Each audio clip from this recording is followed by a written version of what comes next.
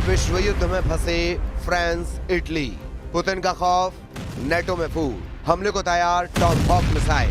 France Italy का America को alert. आखिर ऐसी क्या वजह है कि जिस वक्त राष्ट्रपति ट्रंप और ज़ेलेंस्की दावा कर रहे हैं कि कई मोर्चों पर यूक्रेनी सेना जीत रही है, ऐसे वक्त में फ्रांस के राष्ट्रपति इमैनुअल मैक्रों और इटली की प्रधानमंत्री जॉर्जिया मेलोनी नेटो को गंभीर चेतावनी देते हुए क्यों दावे कर रहे हैं कि अगर रूस के खिलाफ आक्रामक कार्रवाई की गई या फिर आक्रामक हमले किए गए तो पूरी दुनिया जंग की चपेट में आ जाएगी। इमैनुअल मैक्रों और जॉर्जिया मेलोनी दोनों ने ही बहुत साफ चेतावनी दी है कि रूस को चारों तरफ से घेरना बहुत बड़ी भूल साबित हो सकती है। इधर दूसरी तरफ रूसी सेना ने यूक्रेन पर ताबड़तोड़ हमले करते हुए सितंबर महीने में ही 4,714 वर्ग किलोमीटर इलाके पर कब्जे का दावा किया है। इधर खबर है कि अमेरिका यूक्रेन को लंबी दूरी की क्रूज मिसाइल टॉमहॉक देने जा रहा है, जिसे लेकर रूस ने चेतावनी देते हुए कहा कि अमेरिका आग से खेल रहा है और इसमें पूरी दुनिया जल सकती है। इधर ये भी खबर है कि रूस के खिलाफ नेटो देश में फूट पड़ चुकी है।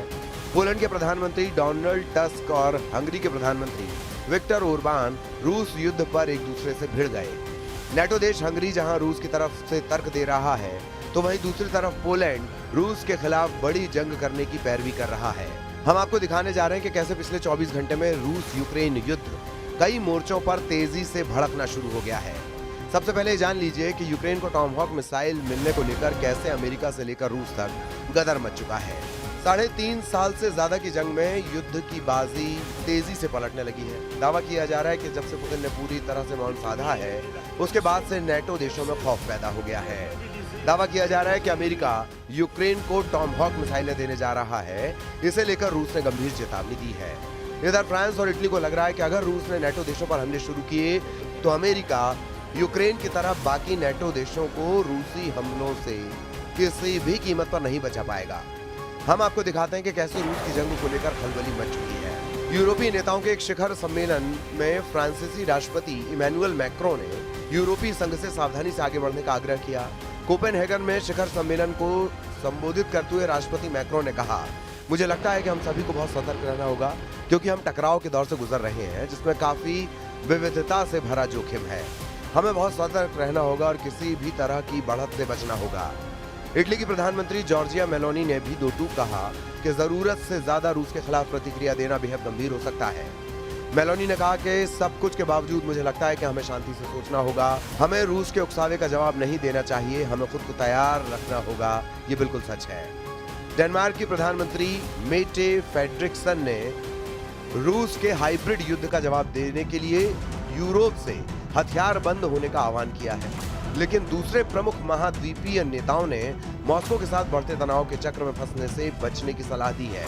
हाइब्रिड युद्ध में पारंपरिक तरीकों जैसे टैंक और मिसाइलों के साथ साथ गैर पारंपरिक तरीकों जैसे साइबर हमले और इंटरनेट पर दुष्प्रचार का भी इस्तेमाल होता है।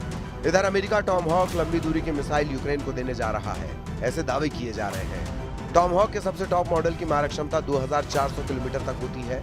ये लगभग 885 किलोमीटर प्रति घंटे की रफ्तार से हमला करती है। इधर रूसी राष्ट्रपति व्लादिमीर पुतिन के प्रवक्ता ने कहा है कि अगर अमेरिकी राष्ट्रपति डोनाल्ड ट्रंप यूक्रेन को टॉमहॉक मिसाइलें भेजने की मंजूरी देते हैं तो ये माना जाएगा। अगर ऐसा होगा तो रूस यूक्रेनी सेना का वजूद ही मिटा देगा।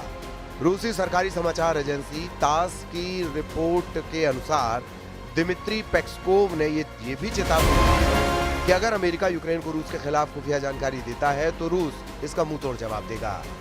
इधर वॉशिंगटन स्थित centre for strategic and international studies का अनुमान है कि 2,50,000 से ज्यादा रूसी सैनिक और 60,000 से 1 लाख तक यूक्रेनी सैनिक मारे गए हैं। इस बीच संयुक्त राष्ट्र ने 10 सितंबर को बताया था कि युद्ध में 1,41,000 से ज्यादा यूक्रेनी नागरिक मारे गए हैं। द मॉस्को टाइम के अनुसार इस युद्ध में 620 से ज्यादा रूसी नागरिक भी अपनी जान गंवा चुके हैं। दूसरी तरफ रूसी रक्षा मंत्रालय ने भी इस साल यूक्रेनी क्षेत्र के 4,714 वर्ग किलोमीटर पर कब्जा करने का दावा किया था।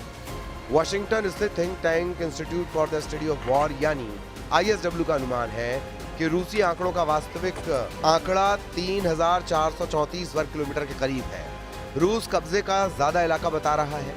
खबर है कि 25 से 29 सितंबर के बीच रूसी सेनाओं ने निप्रोपेट्रोव्स्क में कलिनोवस्काय और स्टेपोवॉय और डोनेट्स्क में टेरिलोवो, मेस्कोय, सेंडोलोगोवो और किरोवस्क पर कब्जा करने का दावा किया। रूस की सेना ने सितंबर में यूक्रेन के 447 वर्ग किलोमीटर यानी 172.6 वर्ग मील इलाके पर कब्जा कर लिया।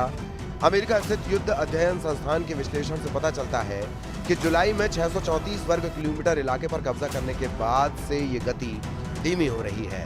वहीं दूसरी तरफ यूक्रेनी राष्ट्रपति वोलोदिमीर ज़ेलेंस्की कोपेनहेगन में 50 राष्ट्राध्यक्षों, शासनाध्यक्षों और यूरोपीय संघ के नेताओं से मुलाकात कर रहे हैं। अब ऐसे हालात में साफ है कि रूस के खिलाफ बड़ा और निर्णायक युद्ध करने से पहले नेटो, यूरोपियन यूनियन और अमेरिका अच्छी तैयारी के साथ ये तय कर लेना चाहते हैं कि अगर रूस ने विनाशक युद्ध शुरू किया तो फिर उससे निपटा कैसे जाएगा।